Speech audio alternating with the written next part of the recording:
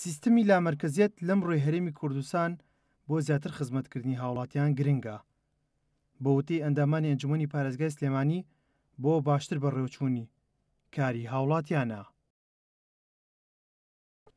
ئەنجومەنی پارێزگای سلێمانی بەردەوام لە ڕێگەی کۆبوونەوەکانیان هەوڵی بەدەستهێنانی حکوومەتی خۆجیی دەدەن بۆ ئەوەی داهاتی پارێزگاکان و بڕیار و پێداویستی پارێزگاکانی پێدابین بکرێت.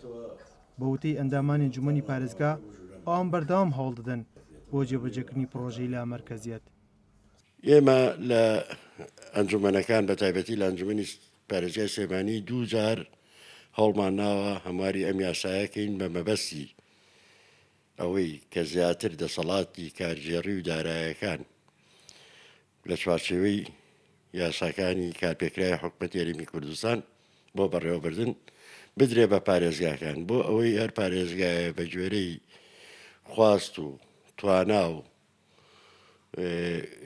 ئەوەی کە پەیوەندی بەوەیە ژیانی هاوڵاتی تیا باش بکرێ. لامەرکەزیەت لە ڕووی ئابوووریەوە زۆر گرنگە بۆ پەرەپێدانی ناوچەیی پێڵێن هەرێمی پێڵێن یاخود بۆ هەموو پارێزگایە کاتێک کە بڕیاری ئابووری لە پارێزگاوە دەرەچێ لە ئەنجومەنی پارێزگاوە دەرەچێ بێگومان زیاتر نزیکترە شارەزاترە ورتر کارەکانەکرێ باشتر ئەو ناوچەیە گەشاکە کێشەکانی چارەسەرە بێ هەم کێشەکانی کێشە ئابوووریەکان چارەسەرە بێ هەم گەشاکە لە ڕووی ئابوووریەوە. ئەمە لە زۆربەی وڵاتانی جیهان کە لامەرکەزیەت پەیڕەوەکەن هەست کراوە کە سوودی زۆرە. بۆچی داهاتەکان ئەوەی کە پێویستە بۆ پارێزگاکە ئەمێنێتەوە.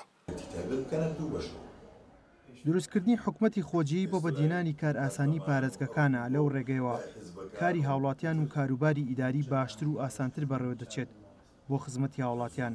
ئابووری ناسێک ئەوە دەخاتە ڕوو ئەنجامدانی پرۆژەی لامەرکەزی ئابووری سربەخۆ دێتە ئاراوە ئەویش لە بەرژەوەندی گشتی دەبێت.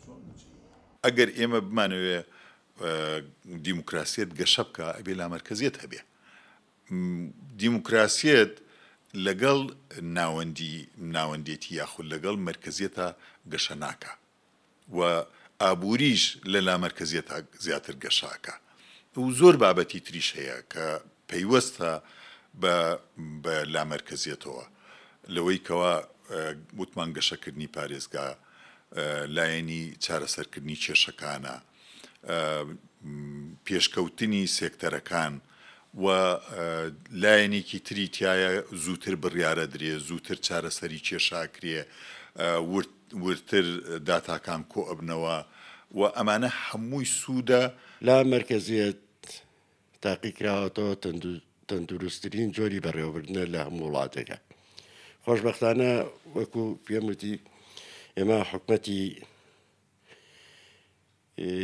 خۆجەیی لەلایەن ئەنجومەنی پارێزگاوە ئەوەی کە ئێستا ئەنجومەنی پارێزگای سلێمانی کە ئەم بابەتە لەم پرۆسەی کۆرۆنایە زەق کردوتەوە ئەوەیە کە زۆر دەسەڵات کە وەزارەتی خۆی ناوخۆیای بە پارێزگاکان لە پارێزگای سلێمانیە حکوومەتی خۆجەیی زۆر بەباشی توانی ئەو دەسەڵاتانە بۆ خزمەتی هاوڵاتی بەکاربێنێ. باشترین بژاردە لەم کاتەدا بە وتەی ئەندامان ئەنجومەنی پارێزگای سلێمانی لامەرکەزیەتە لە پێناو زیاتر خزمەتکردنی هاوڵاتیان چونکە ئابووری سربەخۆ دێتە ئاراوە و پارێزگاکان دەسەڵاتی خۆجیی بۆ خزمەتی هاوڵاتیان زیاتر دەبێت بۆ چارەسەرکردنی کێشە و گرفتەکان.